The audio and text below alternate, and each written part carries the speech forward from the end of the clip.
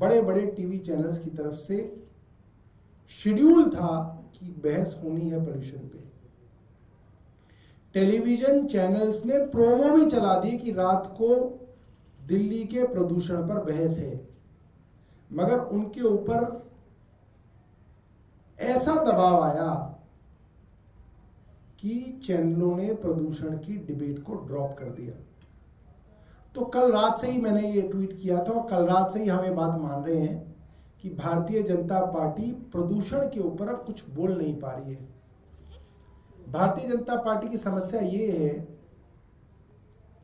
कि पिछले 10 साल से तो अरविंद केजरीवाल मुख्यमंत्री थे दिल्ली के, तो जब प्रदूषण की बात हो अरविंद केजरीवाल के नाम पे डाल दो और पतली गली से निकल जाओ।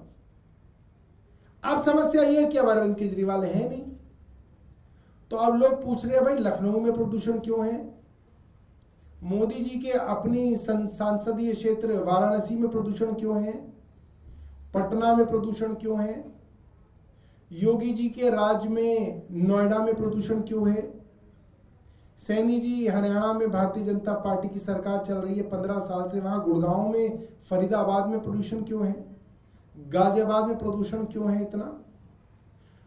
देश के राज्यों की सूची बनाई जाए तो पूरी दुनिया में 100 सबसे प्रदूषित शहरों में भारत के करीब 65 शहर हैं। उसमें दिल्ली तो एक है, 64 शहर तो वो हैं जहां पे मोदी जी की 2 इंजन और 3 इंजन की सरकार चल रही है भारतीय जनता पार्टी की।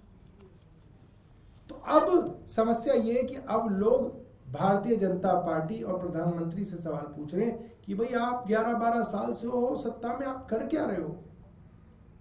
ना आपने गाजियाबाद के लिए कुछ किया, ना आपने नोएडा के लिए आपने कुछ किया, ना आपने वाराणसी के लिए कुछ किया।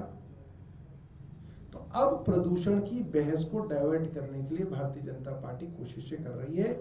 मैं सब लोगों से कहूंगा प्रदूषण की बहस पर ही रहना है, इस पर सरकार से सवाल पूछते रहना है। बहुत बहुत धन्यवाद।